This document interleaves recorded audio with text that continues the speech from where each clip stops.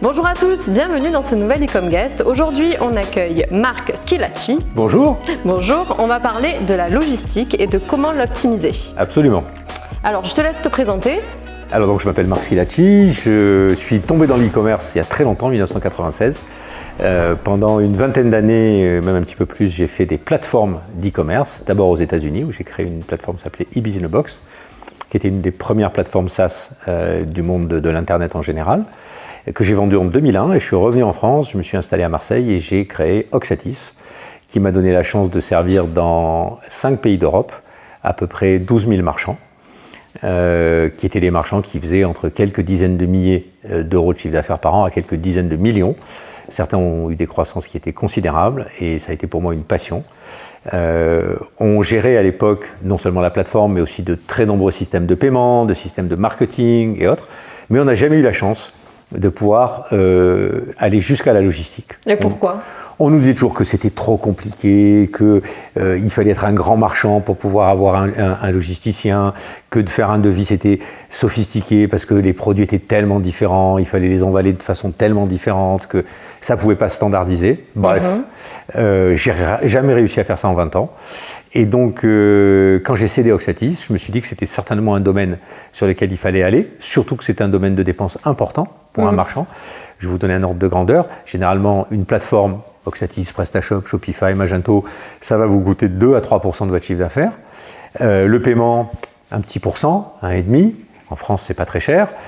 Le marketing, une bonne quinzaine de pourcents, dont une grande partie voilà, va aller chez Monsieur Google ou Monsieur Facebook. Et la logistique et le transport, ça coûte aussi une quinzaine de pourcents. Donc c'est un poste de dépense qui est considérable, qu'on peut optimiser.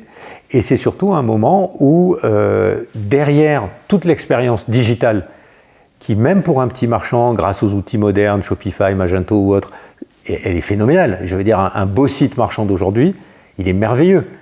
Et quand on achète, on paye et on repart avec rien.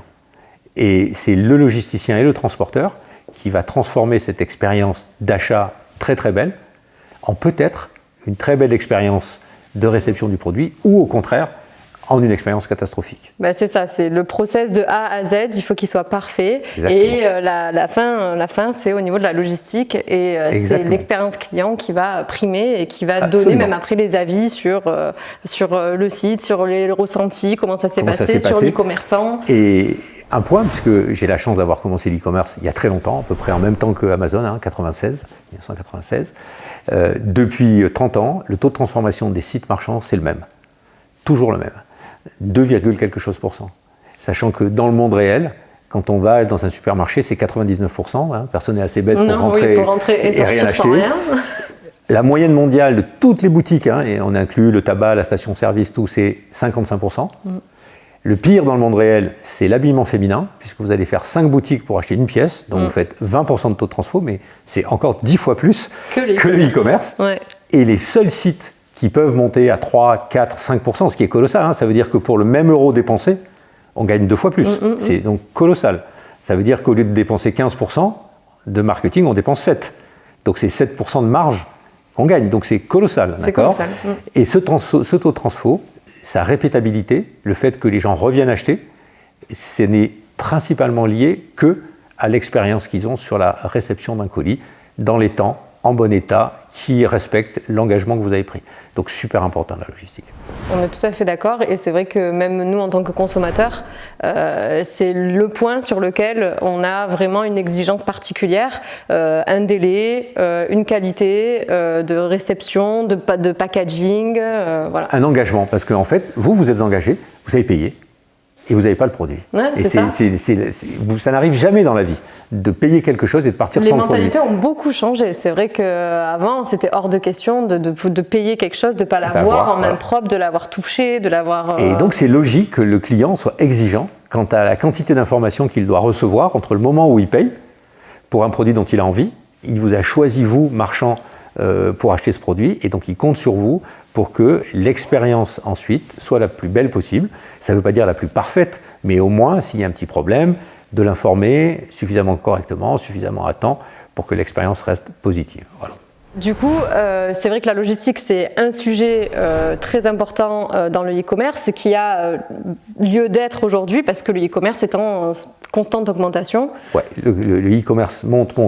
Il représente aujourd'hui une partie extrêmement importante du commerce de détail.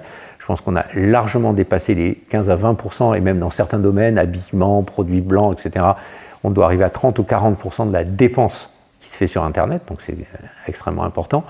Depuis que moi je suis dans l'e-commerce, la croissance moyenne c'était toujours entre 10 et 15% par an. Tout le temps. Oui, c'est vrai que ça a toujours été en constante. Avec des pays qui sont plus en avance que nous, par exemple les Anglais, qui sont à peu près le même nombre d'habitants, ont un e-commerce B2C qui est 2 fois plus gros que nous, juste parce que les Anglais achètent 2 fois plus souvent que nous sur Internet. Tout simplement. Tout simplement. Donc ça veut dire que nous, on a la même perspective devant, on est le même type de pays.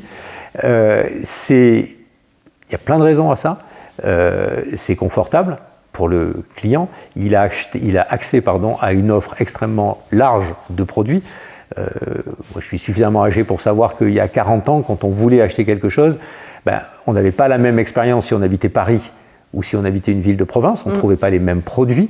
Et même quand on habitait une grande ville, il fallait trouver dans des annuaires qui est-ce qui pouvait vendre tel produit, etc. Aujourd'hui, on a accès à tous les produits qu'on veut. Le choix est important, extrêmement important.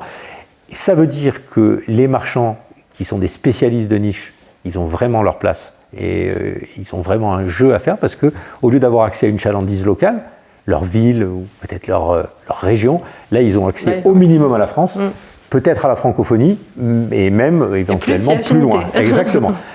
Donc quand vous vendez des habits, même si votre site est en français, vous pouvez vendre au Japon, ils regarderont les images, ils regarderont votre marque et si ça leur plaît, ils achèteront aussi. C'est le phénomène de mondialisation qui va aussi et qui s'applique aussi au web, au e-commerce et à la logistique aussi. Évidemment. Alors ce e-commerce, il va continuer à grandir. Pour les clients, c'est extrêmement confortable. Pour les marchands, ce sont des opportunités qui sont considérables. Donc il n'y a aucune raison que ça se calme. Évidemment, la façon dont on va consommer ce e-commerce va être différente. On voit apparaître des livraisons hyper rapides ou au contraire des livraisons vertes un peu moins rapides. Et ça, je pense qu'il faudra s'adapter à chaque type de clientèle. Et on verra aussi que c'est un intérêt de passer par un logisticien spécialiste parce que lui, il va avoir accès à un nombre de services de transport beaucoup plus important que ce à quoi peut avoir accès un vendeur tout seul.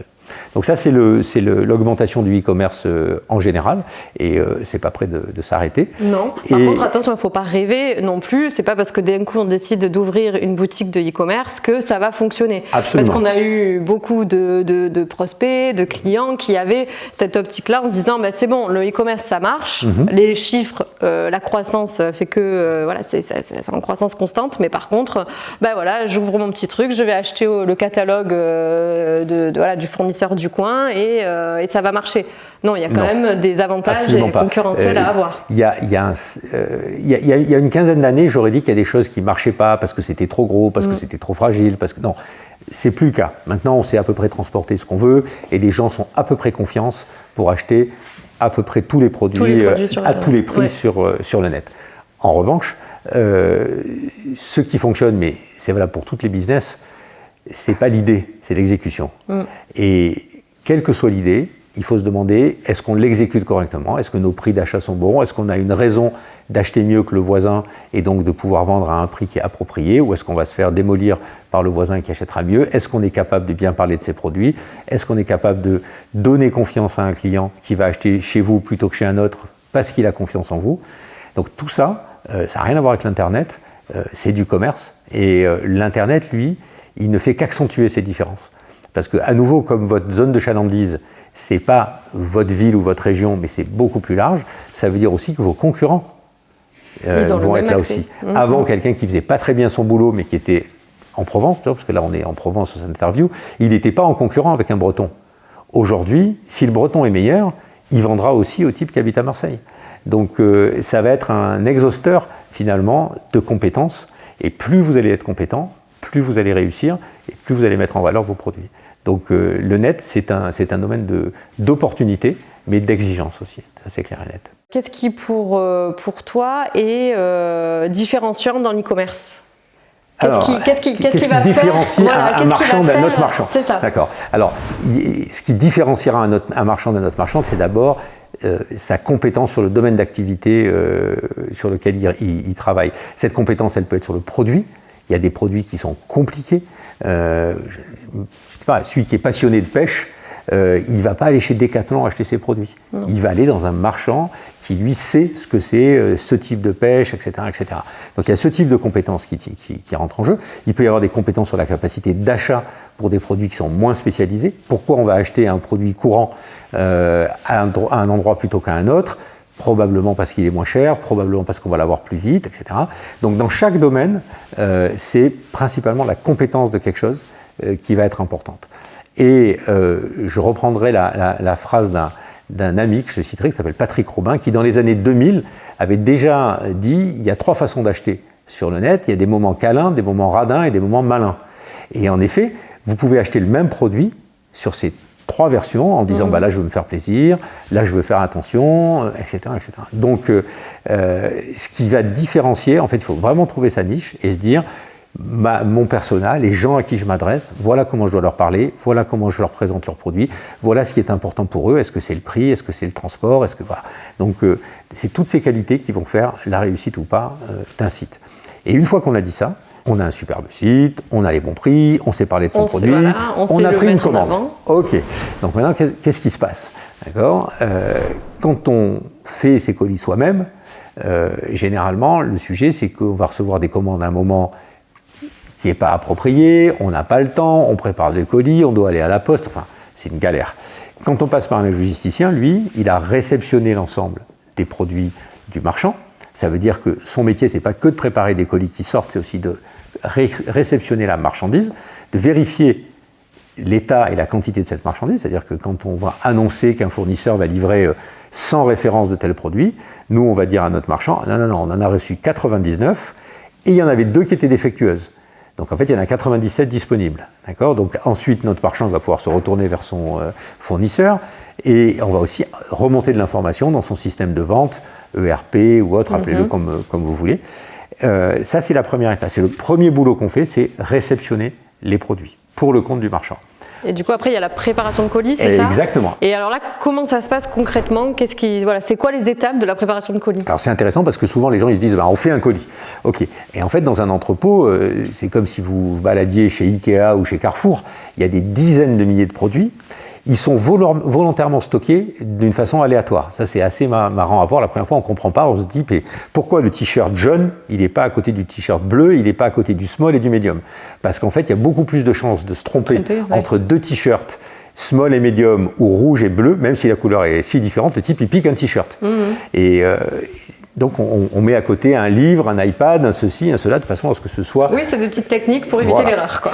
Et donc, dans la préparation de commandes, il y a ce qu'on appelle des vagues de préparation. Donc on va dire, ok, toi, on appelle ça un picker, le type qui va prendre les produits, il va se balader dans les allées avec un chariot dans lequel il y aura par exemple une trentaine de bacs qui correspond à 30 commandes, et le logiciel va le balader dans les allées de façon optimale, bien sûr, il ne va pas passer 3 fois au même endroit sans attraper les produits, et il va lui dire, tu t'arrêtes allée B, étage 2, box 7, et bing, là tu piques, et tu attrapes ce produit, et tu le mets dans la case 62, et il le met dans la case 62. Et il avance comme ça, et lui, son job, c'est de piquer. Donc il va prendre des produits, et quand il arrive, il le pose à côté ce qu'on appelle d'une table de packing, où il y a quelqu'un qui va s'occuper d'emballer. Et donc là, en général, il y a plusieurs niveaux de préparation. Vous avez des marchands qui disent, moi ce que je veux, comme le fait très bien Amazon, c'est le minimum de sophistication, c'est parfait, c'est calé, tout va bien, le produit ne sera pas abîmé, ça suffit. Il y aura d'autres préparations qui sont plus premium, parce qu'on va dire, là c'est une bouteille d'huile d'olive, il va falloir la mettre dans un sliver en plastique ou en papier bulle, etc.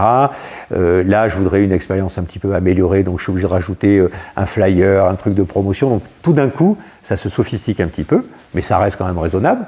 Et puis il y a un troisième niveau où vous voulez avoir une expérience, il y en a qui disent ça, un effet waouh. Donc quand on va l'ouvrir, on va trouver ça extraordinaire. Donc éventuellement, je sais pas, une chemise, elle était dans un polybag, on va la sortir du polybag, on va la replier, on va la mettre dans un papier de soie, on va mettre du parfum, on va mettre un sticker, un mot de bienvenue manuel ou manuscrit, etc., etc. Et donc, ce ne sont pas les mêmes packers qui vont faire ces gestes. C'est ça, ouais, en fonction de l'expertise. Différentes. Exactement, Ouais. exactement.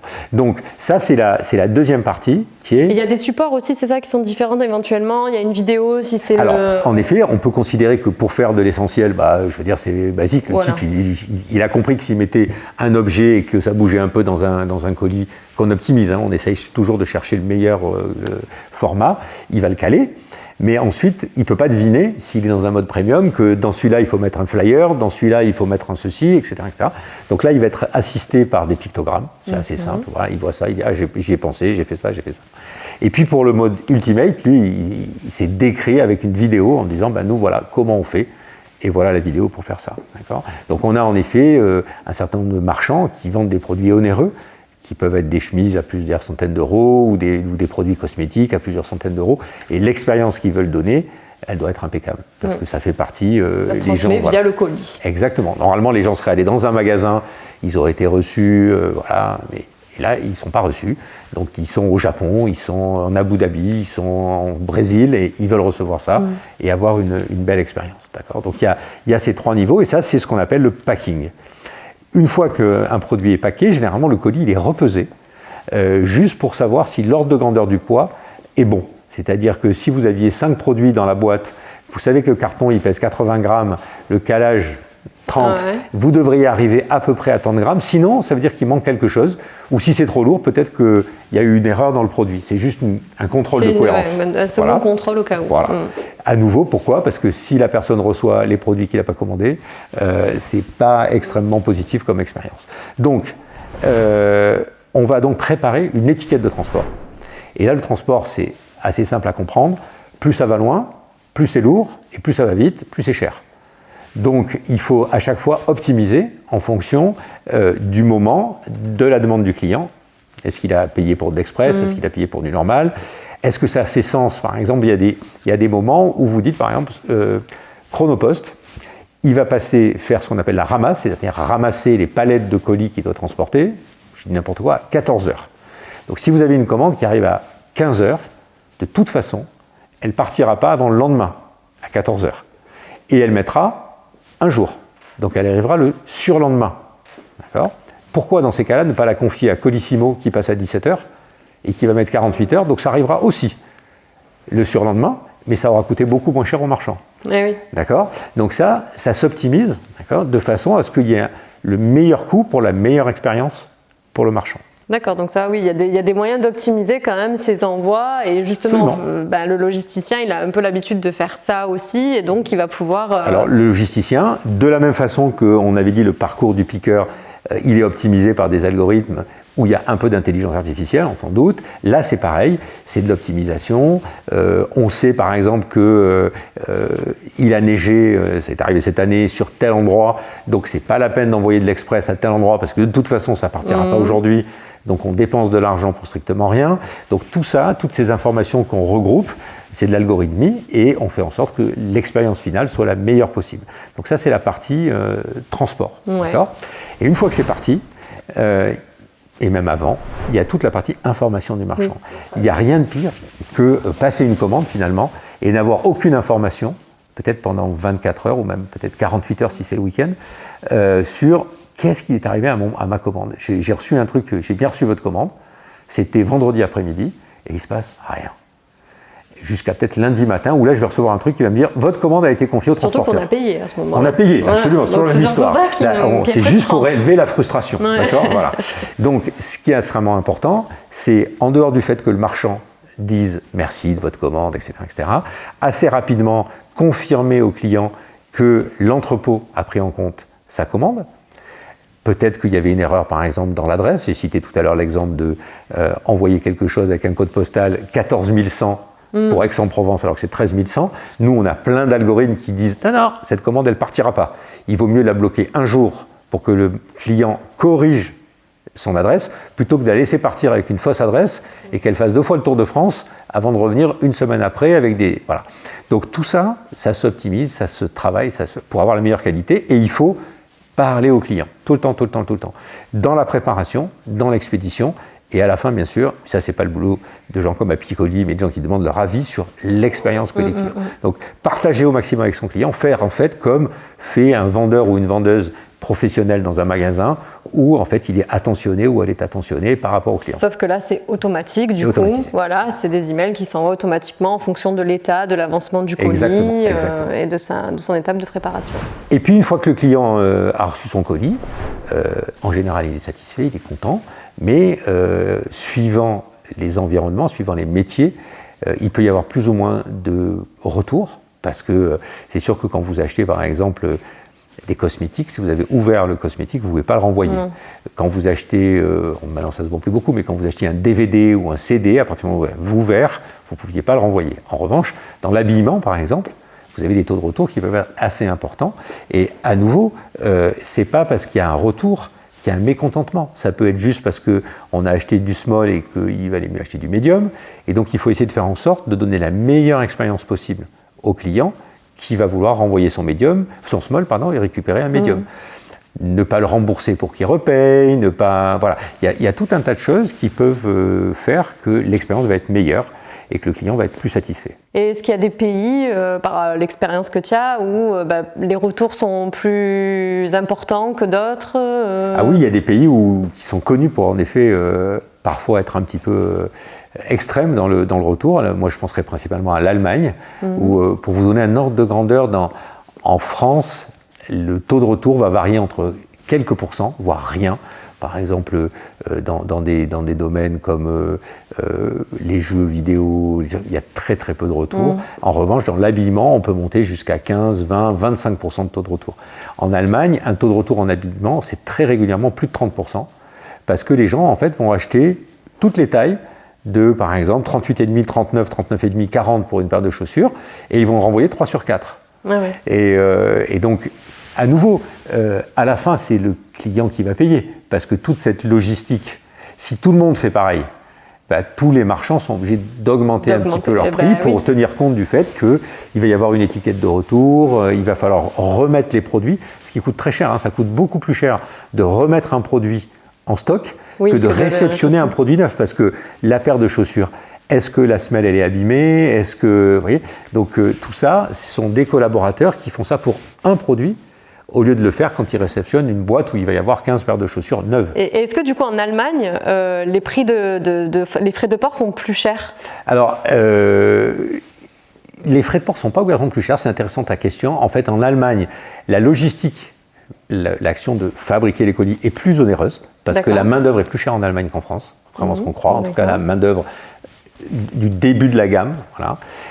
En revanche, l'Allemagne est un pays qui est plus facile à desservir, c'est un pays plus plat, et la logistique, transport est un petit peu moins cher.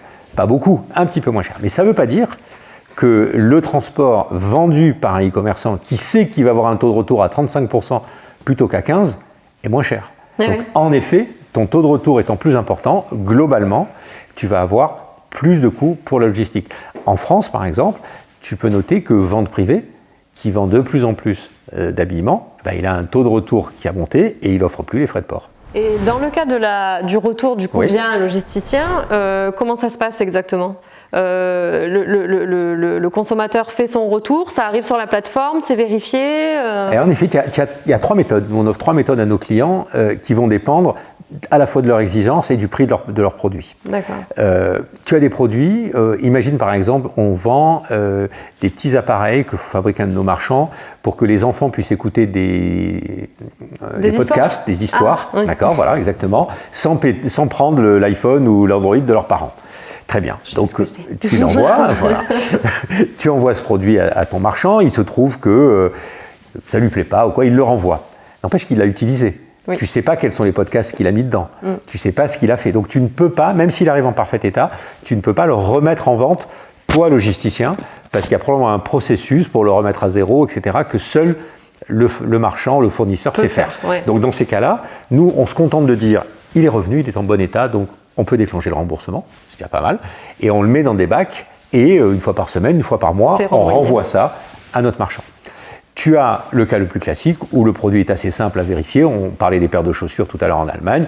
Tu as 3 paires de chaussures, tu vérifies qu'elles sont en bon état, que la semelle n'est pas usée, etc. Tu les remets dans le polybag ou dans le carton pour pas qu'elles prennent la poussière dans l'entrepôt et tu vas la restocker. Mais là, tu vois, tu stockes un par un.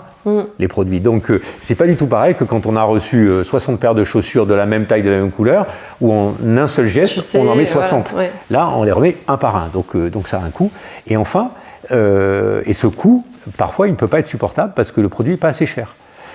Par exemple, on avait un client qui vendait tous les produits pour les rentrées des classes ou autres. Et par exemple, tu as des gommes, des stylos.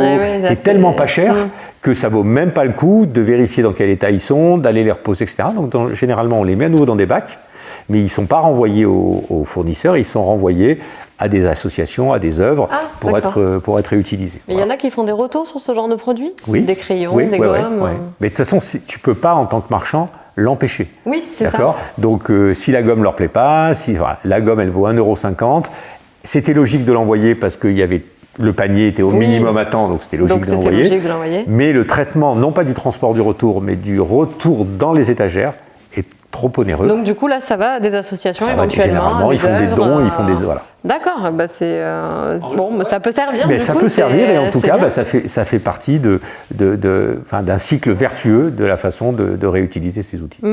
Ok. Dans la logistique, on sait que des fois, il y a des périodes de rush. Noël, Black Friday, j'imagine que ça s'anticipe tout ça. Enfin, comment on peut gérer ça ? Alors, tu as raison, c'est une excellente question. Il y a deux personnes, enfin deux entités qui doivent bosser correctement. C'est à la fois le logisticien qui doit anticiper d'une façon globale, parce qu'il sait très bien que la semaine du Black Friday, en gros, c'est un mois, c'est l'équivalent d'un mois de travail. Donc, s'il prenait 100 000 commandes par mois, il va faire 100 000 commandes dans la semaine. Donc, il faut qu'il anticipe, à la fois en termes de place, à la fois en termes de personnel, pour pouvoir emballer, piquer, tout ce qu'il faut pour ses marchands. Très bien. Mais le marchand, lui aussi, il faut qu'il anticipe. Parce que s'il n'a pas anticipé sur son stock, le logisticien, il ne peut pas préparer des colis basés sur des produits qu'il n'a pas en stock. Donc là, tout va apparaître en rouge.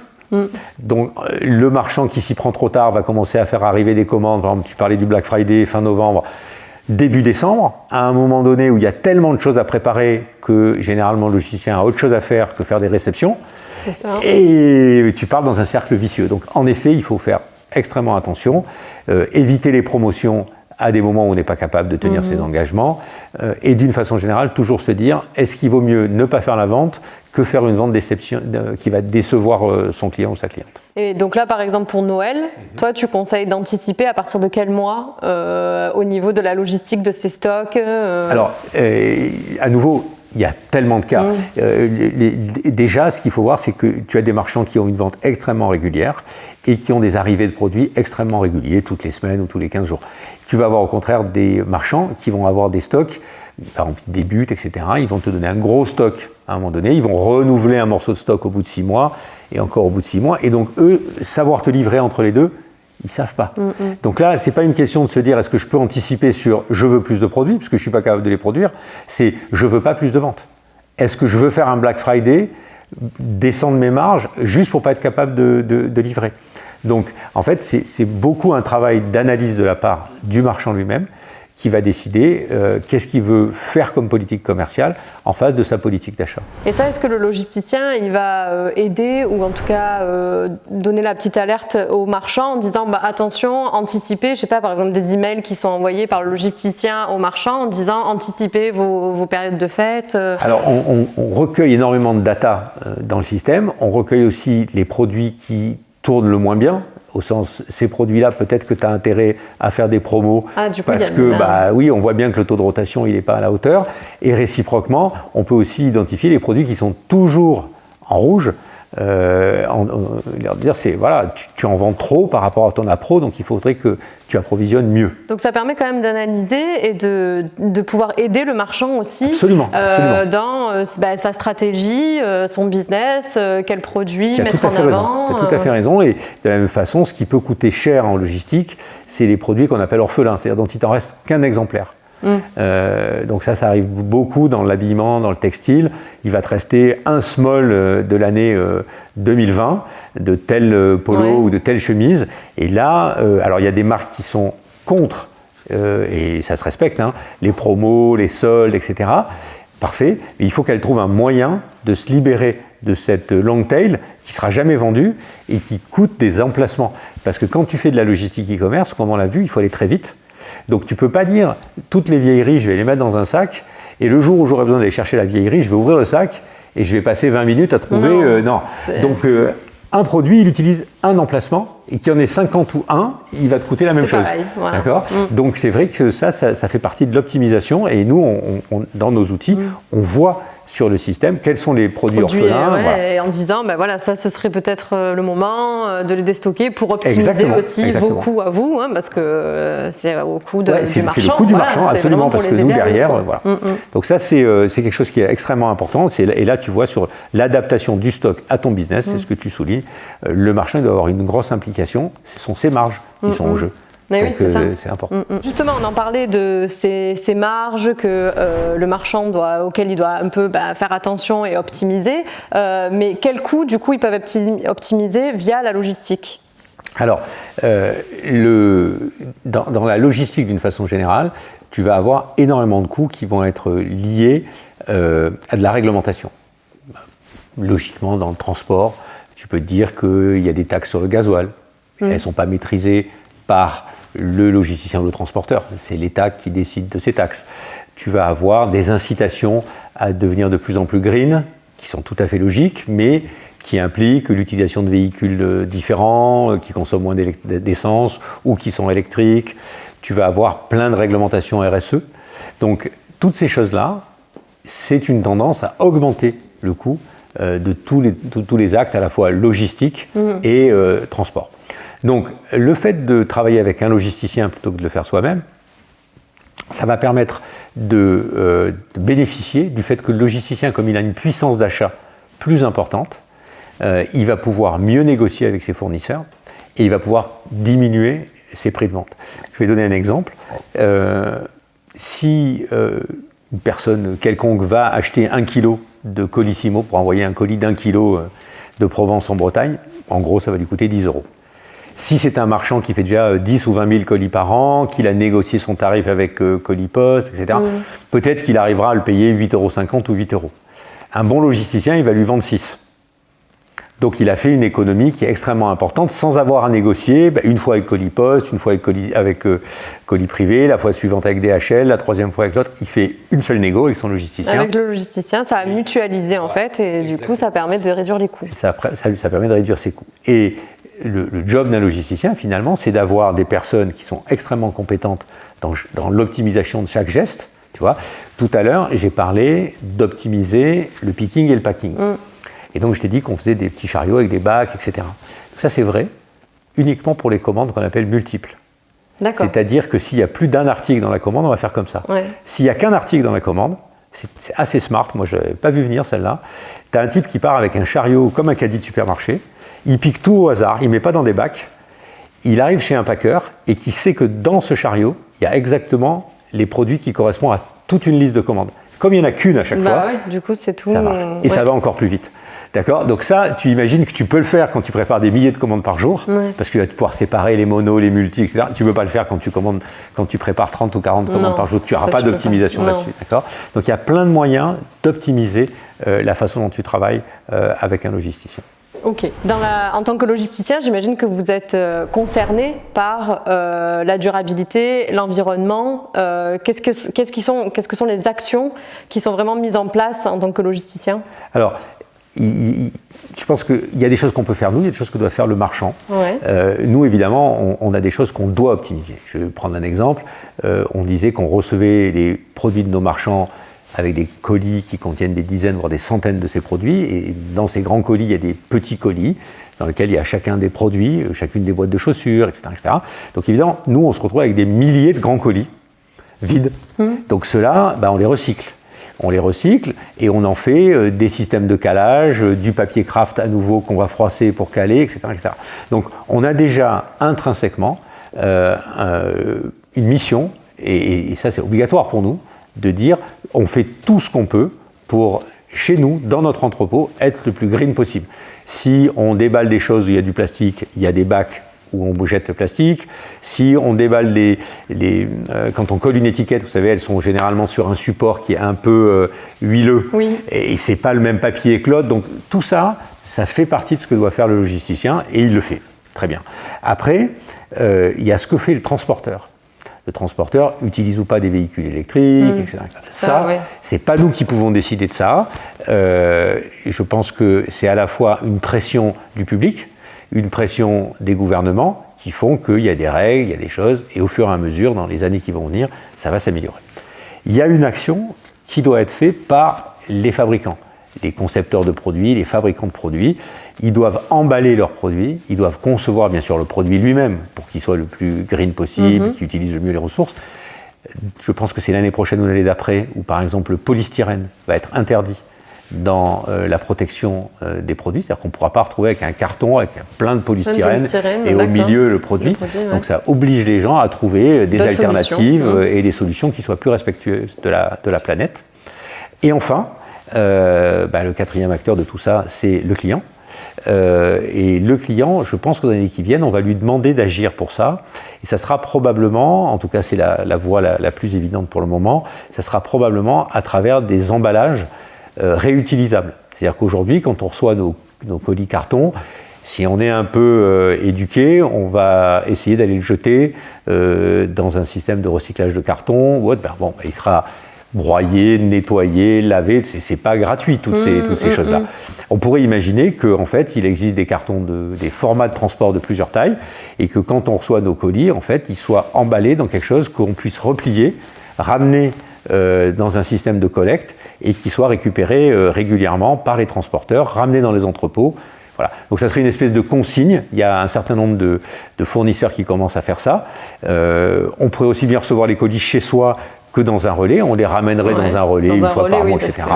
Est-ce qu'il y aurait une compensation avec une consigne ou autre? Pourquoi pas?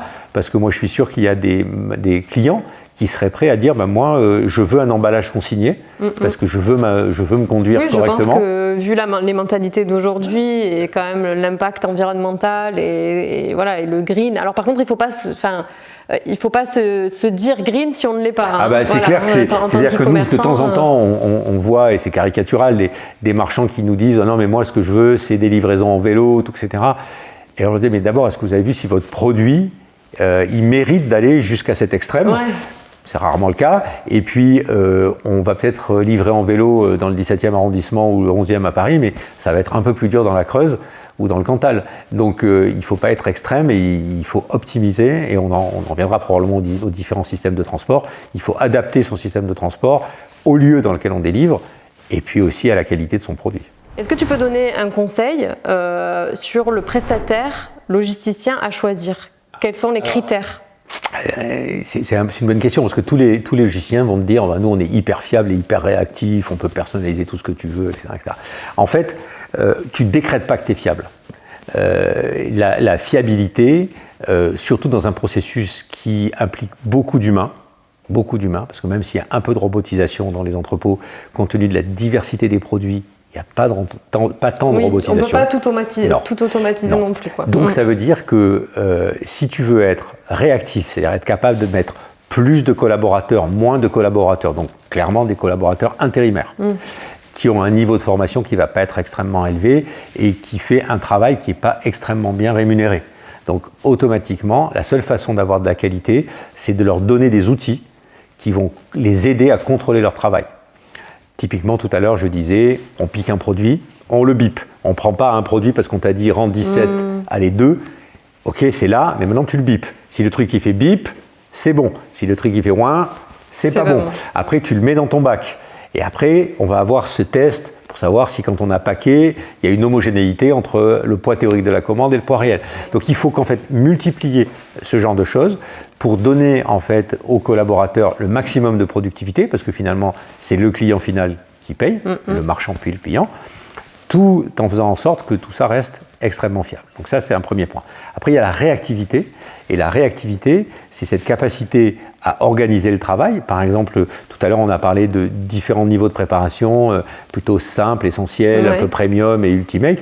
Quand tu as des coups de bourre, c'est très rare que ce soit homogène. C'est-à-dire que tu vas avoir beaucoup plus d'essentiel et pas beaucoup plus. Voilà.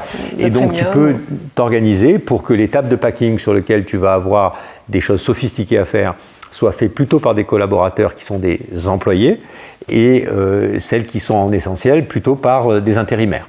De la même façon, tu peux optimiser ton travail dans la semaine. On a par exemple des marchands qui font des box. Eux, ils nous disent, moi, mes box, je les envoie une fois par mois. Donc, vous avez de temps pour la préparer. Donc, ils vont les payer, bien entendu, beaucoup moins cher que ceux qui font des préparations à la seconde. Mais on va leur faire ça quand on a le temps, ce qui va nous permettre d'allouer plus de travail. Donc, il y a beaucoup d'optimisation, d'organisation pour permettre de dire, moi, je suis réactif.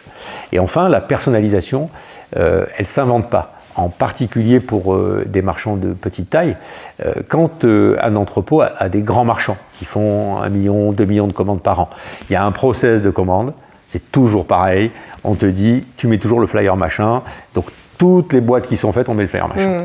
Quand on utilise un logisticien qui fait de la mutualisation de ressources, le type qui fait un packing, il fait un packing pour le marchand A, puis pour le marchand B, puis pour le marchand B. C'est des règles qui dépendent de chaque colis. Donc si tu n'as pas un logiciel qui organise le travail du collaborateur en fonction de la commande qu'il est en train de préparer, tu peux imaginer même qu'on dise la commande de cette cliente qui est une nouvelle cliente, je vais lui mettre ce petit goodies en plus, je vais faire cette attention en plus, ou cette commande elle fait tel prix, donc je vais lui mettre ça en plus, je vais l'emballer comme ci ou comme ça. Donc chaque commande est différente. Il y a eu de belles évolutions quand même dans ces outils, parce qu'à l'époque, c'était quand même pas de ce niveau-là c'était juste le rang 10, étagère 3. Tout à fait raison. Maintenant, c'est en scan, on a un son, on a... Absolument. Et c'est la seule façon d'allier la productivité, l'opportunité pour le collaborateur aussi de bien travailler et éventuellement de grandir dans l'entrepôt, parce que l'entrepôt, je te disais, le travail de base, il n'est pas extrêmement bien payé, il n'est pas extrêmement intéressant, il ne faut pas se... Voilà. Mais il y a des opportunités parce que c'est un travail qui est nécessaire. On l'a en particulier vu pendant le Covid, où on se disait heureusement qu'on a ces gens-là qui nous fabriquent des colis, etc., etc. Et il y a plein de choses à faire dans un entrepôt, il y a plein de métiers à apprendre et à grandir. Et donc le fait d'aider ces collaborateurs à mieux faire leur boulot, à découvrir des outils qu'ils n'avaient pas l'habitude d'utiliser, etc., c'est extrêmement intéressant. Et enfin, ça peut être, je te coupe une seconde, ça peut être aussi pertinent pour toutes ces règles pour le marchand. Je vais te donner un exemple. Tu peux dire, moi je voudrais utiliser du Colissimo Signature. Quel intérêt d'utiliser du Colissimo Signature si ton panier d'achat il est à 40 €, alors que tu sais que si le colis il est perdu, on t'en remboursera 23, je crois, et que 23, c'est en prix d'achat pour toi, c'est moins cher que les 40 du prix de vente. Donc en fait, tu peux donner une règle au système en disant, si le prix c'est moins de temps, alors fais du Colissimo sans signature, sinon fais du Colissimo avec signature. Donc toutes ces règles, ces outils, ça, en étant un peu pédant, on aurait dit de l'intelligence, mais toutes ces règles, ça fait qu'à la fin, le client, le marchand, ils sont gagnants parce que ça diminue les coûts. Tout le monde est gagnant, voilà, c'est un win-win, ça c'est vraiment bien. Non, moi je me posais la question sur les entrepôts, parce que du coup, on part avec, quand on est logisticien, on part avec une certaine surface. Oui. Et du coup, il faut être hyper réactif aussi en tant que logisticien. Imaginons demain, on a beaucoup plus de clients. Oui. Comment ça se passe? Est-ce qu'on en a sous le coude au cas où Alors, ce qui est intéressant, si tu veux, c'est le fait de mutualiser. Oui. Moi, j'ai beaucoup appris ça dans ma vie précédente avec Oxatis, où on avait des marchands de toute nature. Donc certains pour lesquels le Black Friday était extrêmement important, d'autres pour lesquels en été il ne se passait rien, d'autres pour lesquels en été il se passait tout. Par exemple, on avait le marchand de glace Amorino en B2B. L'été, c'était un festival. En plein mois de décembre, c'était plus faible. Et donc, en fait, la mutualisation, et c'est le mot même de la mutualisation, ça permet de mieux utiliser l'ensemble des ressources. Donc, on a une bien meilleure prévisibilité de la surface dont on aura besoin dans 6 mois, dans 9 mois, en fonction à la fois de notre développement commercial et du développement de nos marchands. Parce que ça, c'est quelque chose que j'ai oublié de dire, mais statistiquement, nos marchands, ils grandissent de 9% par trimestre. Ça fait 40% par an, hein. C'est considérable. Pourquoi? Parce qu'en fait, on les a totalement libérés de toutes les contraintes qui sont liées à la logistique. Et qui sont énormes, hein, parce que c'est toujours la bête noire, c'est la logistique derrière. Parce qu'on sait qu'on la contrôle pas très bien. En même temps, on sait que le transport derrière aussi, on n'a pas la main là-dessus. Et c'est tellement important sur le retour client. C'est fastidieux, c'est un métier de centimier, il faut tout compter, etc. C'est pas marrant. Ce sont que des contraintes. Donc en fait, le métier d'un logisticien, c'est de prendre ses contraintes à son compte pour libérer le marchand de toutes ces contraintes et qu'il fasse mieux son métier, sélectionner des produits, fabriquer des produits, les vendre. Et pourquoi pas tout le monde passe par du coup une plateforme comme la tienne aujourd'hui? Je pense que beaucoup de gens ne passent pas par une plateforme comme la mienne pour deux raisons. D'abord, quand ils sont vraiment trop petits. Quand je dis vraiment trop petits, nous, nos tout petits clients, ils font 100 commandes par mois, ce qui est quand même pas non plus considérable. Mais bon, quand on commande, on n'en fait pas 100 par mois. Quand on commence vraiment, on en fait une par jour. Voilà, donc ça, on le fait à la main. Et donc, il y a un moment où on se dit, je le faisais dans mon salon, après je le faisais dans mon garage, après je loue 2 box, après j'embauche un type de temps en temps, et quand est-ce qu'on coupe le cordon et qu'on se dit, ah non, maintenant, je veux outsourcer ça complètement et je veux confier ça à un logisticien. Maintenant, depuis quelques années, il y a des services comme Apicoli, ça existe aux États-Unis, il y en a d'autres aussi en Europe et en France, et donc les marchands, ils ont accès à ça. Il y a 5 ans, ils n'avaient pas accès à ça. D'accord ? Et quand ils passaient le pas, c'est-à-dire une fois que tu dis, ok, j'arrête les box, je prends un bail pour faire un mini entrepôt, j'embauche des gens, j'achète des tables de packing, des systèmes pour faire les colis, les cerclages, les machins, tu fais un outil, tu l'amortis, eh ben, tu es bloqué, tu peux plus partir, tu vas garder ça pendant des années, tu vas grandir, donc tu vas investir plus. Donc tu te fais prendre. Entrepôt. Voilà. Et ça devient une partie importante de ton boulot. Alors que quand tu délègues à un entrepôt, tu as plus de contraintes. Par exemple, tu ne peux pas décider n'importe quoi, n'importe comment, etc. Ça te demande un peu plus de rigueur, mais tu n'as plus d'ennuis. Les ennuis, finalement, tu les fais supporter par ton entrepôt et c'est quand même assez confortable. Et ça te permet de te concentrer sur ton travail. Surtout que finalement, voilà, en termes de tarification, je veux dire, ça reste peut-être intéressant de passer par de l'externe. Par rapport à prendre son Il y a des bons ordres de grandeur à avoir. Tout à l'heure, j'ai donné des pourcentages. En gros, une plateforme e-commerce, ça coûte 2-3% de ton chiffre d'affaires. Ensuite, le paiement, ça va coûter 1,5 ou 2. Le marketing, 15, 20. Et voilà. La logistique, ça coûte 10 ou 15%. Ça dépend des produits. Il y a des produits qui sont plus chers à transporter, plus fragiles, etc. Ça coûtera plus cher, donc moins, mais en ordre de grandeur. Si tu as un panier moyen, je crois qu'en France, aujourd'hui, il est à 70 €. 15%, ça fait 10 €. Ok. Sur ces 10 €, tu vas avoir 60% de transport, 40% de préparation logistique.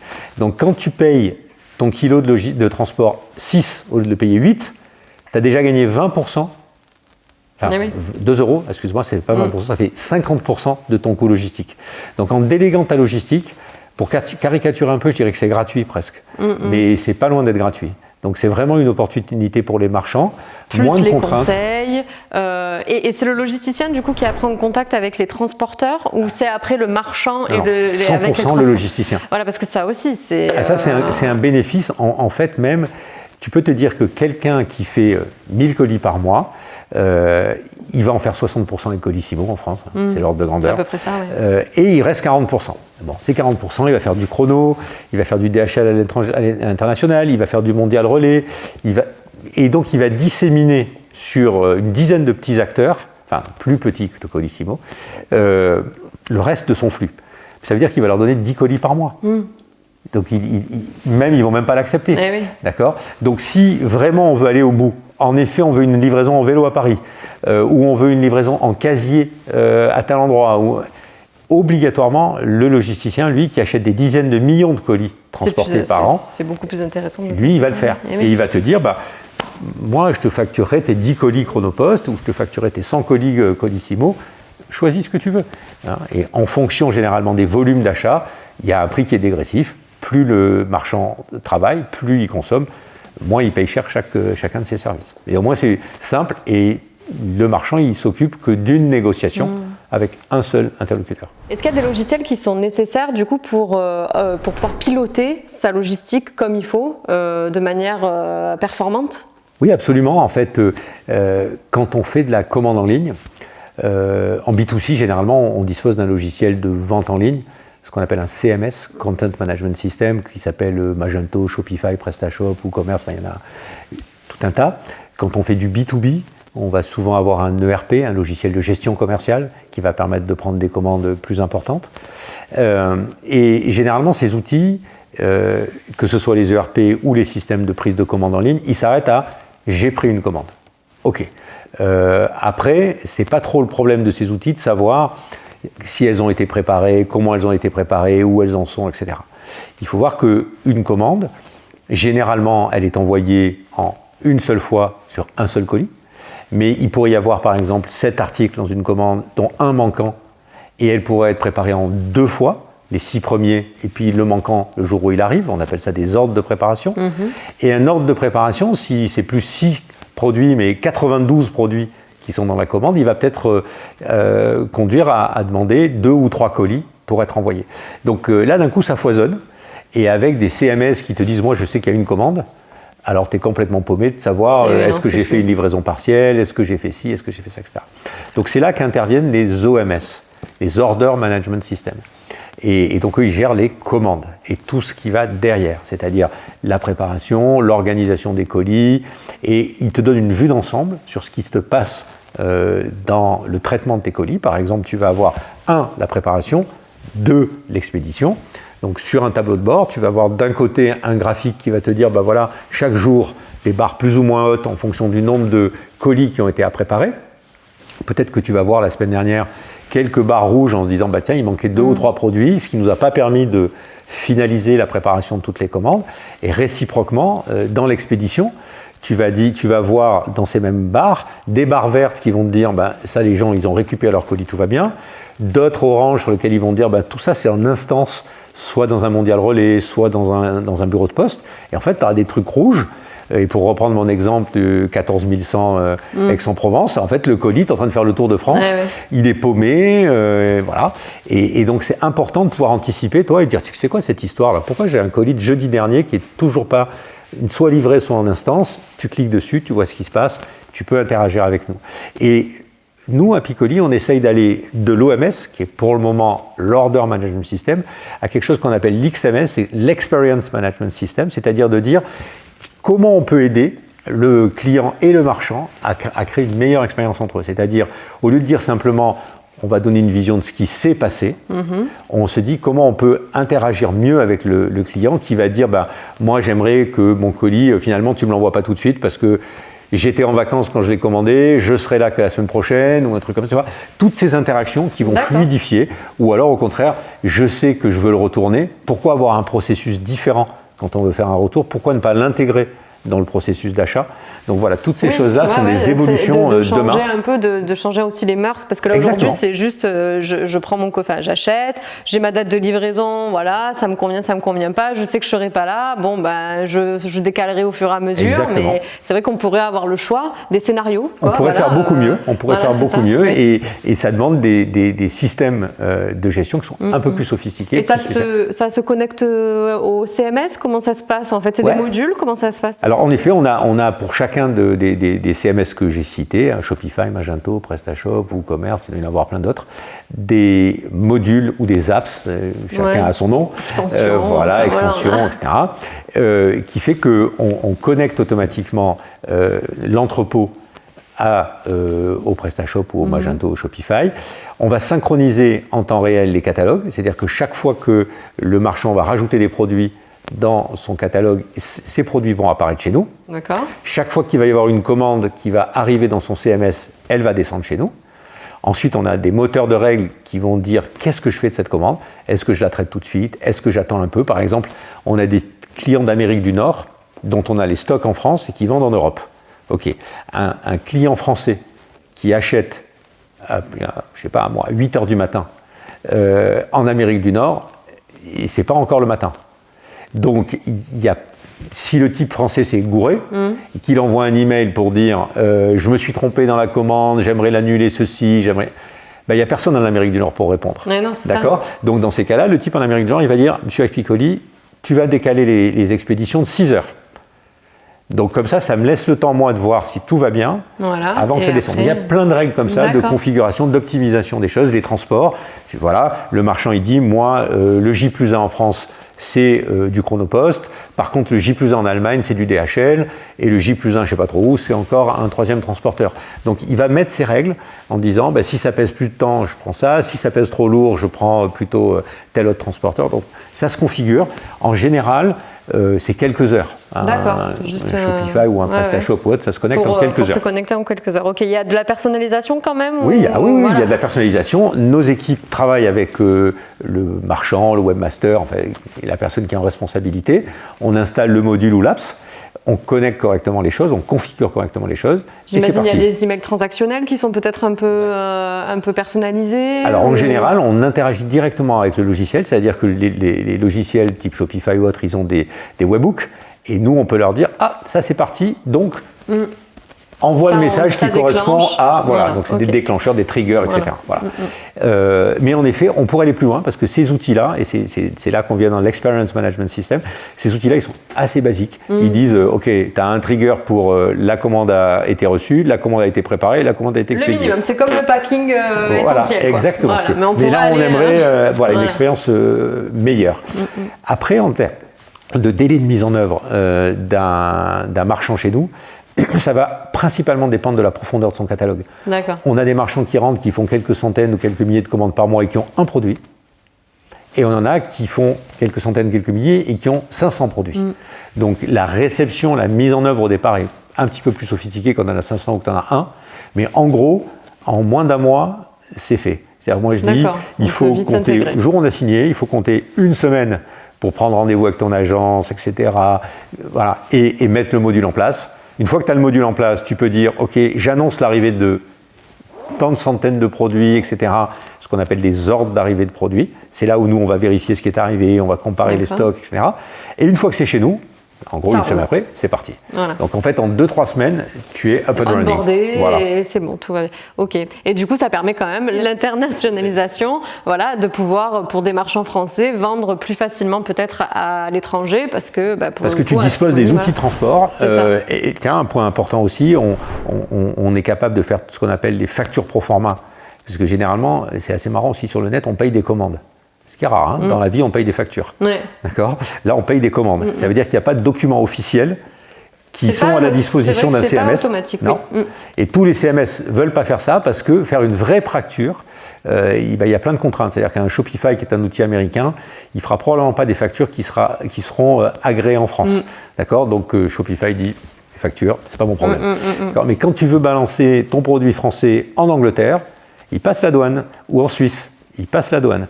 Et donc, il faut une facture pro forma, qui n'a pas besoin d'être extrêmement sophistiquée, puisqu'en fait, ce que veut la douane étrangère, c'est d'être capable de te taxer correctement, de savoir dans quelles différentes catégories de produits sont les produits que tu transportes, est-ce qu'ils dépassent un certain seuil, par exemple en Angleterre, jusqu'à 130 livres, tu es free of tax, donc tu rentres tout seul, mais si tu n'as pas la facture, tu rentres pas. Oui. D'accord ? Donc à Piccoli, on génère toutes ces factures automatiquement, on les met dans les colis, ou à l'extérieur plutôt. Et demain, puisqu'il y a des normes qui sont en train de venir, ça sera entièrement électronique, c'est-à-dire qu'il n'y aura plus d'étiquette sur le colis, il y aura un numéro de colis, et quand ça passe la douane, nous on aura uploadé quelque part la facture et il compare le numéro de colis avec la facture automatiquement. Mais même pour le client finalement, parce que des fois il y a des clients professionnels qui ont besoin de facture. Du coup, ça peut être aussi pour un gain pour le marchand d'avoir cette partie facturation, en tout cas facture. Là, le marchand doit faire sa facture. Dans tous les cas. Il doit faire sa facture parce que c'est une facture qui va enregistrer dans sa comptabilité française. D'accord. Donc du coup, ça peut pas... Elle doit être en norme. Elle doit, tu sais, avoir le numéro de TVA, le ceci, le cela, etc. Dans une facture pro forma, quand tu envoies, bien sûr, il faut ta raison sociale, il faut tout un tas de choses. Mais il y a moins d'informations légales. Il y a d'autres informations qui ne seront pas. Par exemple, il y a ce qu'on appelle les HS codes, les codes d'harmonisation fiscale, dont le fisc français n'a rien à faire. Mais en revanche, quand tu rentres en Suisse ou quand tu rentres en Angleterre ou en Abu Dhabi, la douane elle a besoin de ces codes d'harmonisation fiscale parce que c'est la base de sa taxation. Donc, en tout cas, notre job, c'est d'aider, comme tu le suggérais, à l'internationalisation avec à la fois des systèmes de transport et une aide au passage des douanes. Et c'est quoi alors le futur de la logistique ? Le futur de la logistique, je dirais qu'il y a plusieurs choses. Il y a d'abord d'améliorer encore cette expérience. C'est-à-dire le futur de la logistique, il est lié au futur du e-commerce. Le e-commerce va aller de plus en plus loin, va être de plus en plus personnalisé. L'intelligence artificielle dans le e-commerce, on va la voir apparaître dans les tunnels d'achat, la proposition de catalogue personnalisé. Donc tout va être de plus en plus personnalisé au niveau immatériel, d'accord, tout ce qui est numérique.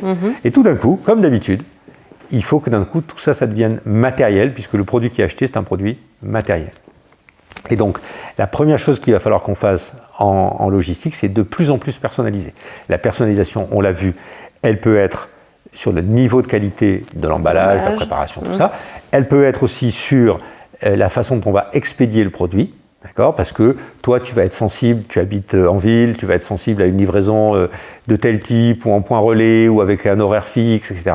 Alors que quelqu'un qui habite à la campagne et qui est toujours chez lui, il n'aura rien à faire de tout ça. Donc ça va de plus en plus se personnaliser. Il y aura de plus en plus d'alternatives au transport. Il n'y aura pas que du Colissimo. Hein. Je pense qu'il y a 15 ans, c'était 85 ou 90% Colissimo. Aujourd'hui, c'est 60%. C'est énorme. Mais ça veut dire qu'il y en a 40% qui ont été pris par d'autres. Et ça va aller de plus en plus loin. On voit aussi de plus en plus de personnalisation de produits.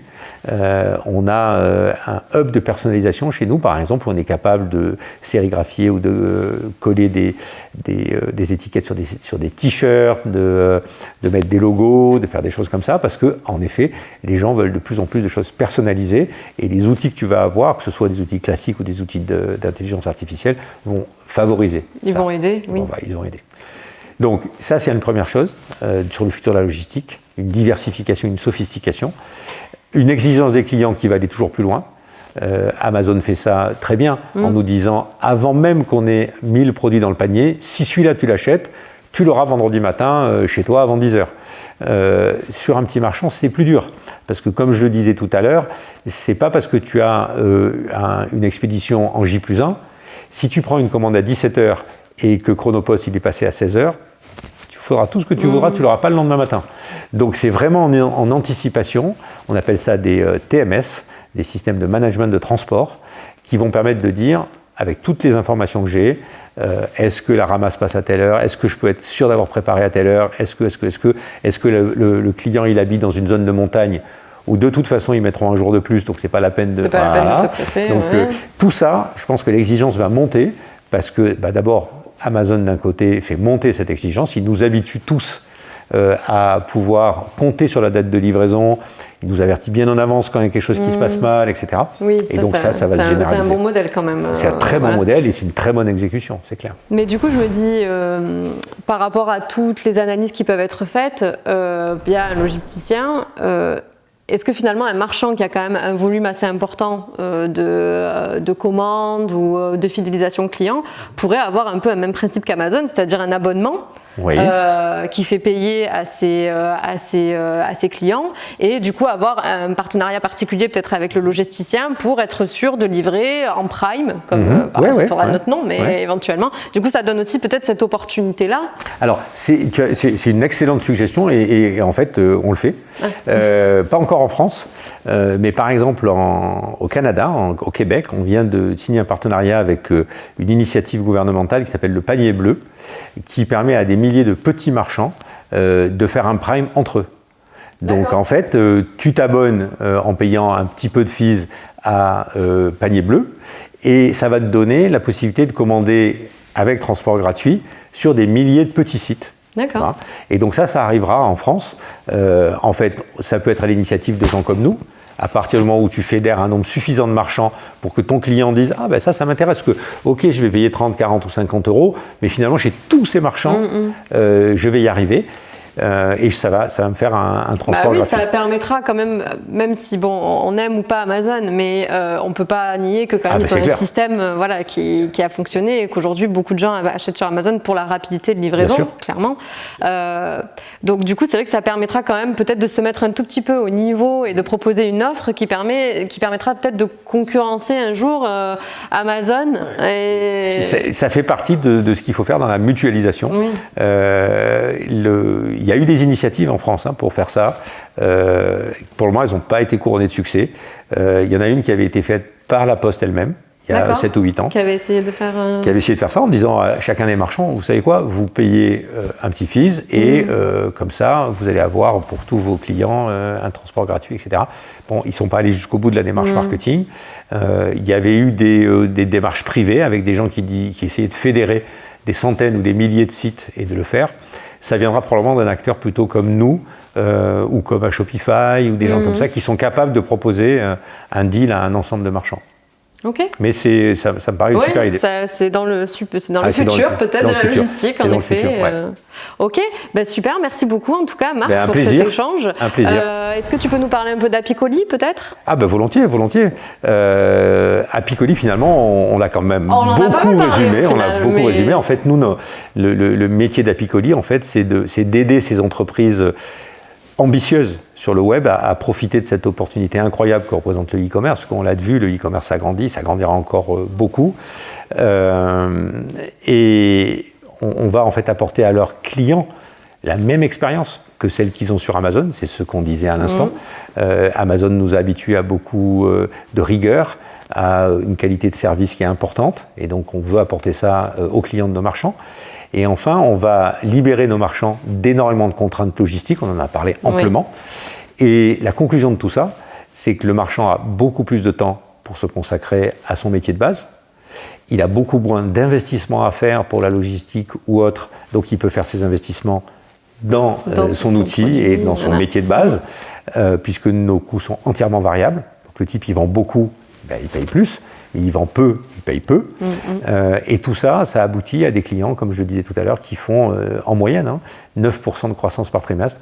Donc une 40% par an, c'est 2 à 3 fois plus que la moyenne du e-commerce. Donc ça va très très vite. En tout cas, merci pour la démarche parce que je pense que vraiment ça peut aider les e-commerçants aujourd'hui qui sont soit peut-être en difficulté ou juste qui ont besoin d'une solution logistique.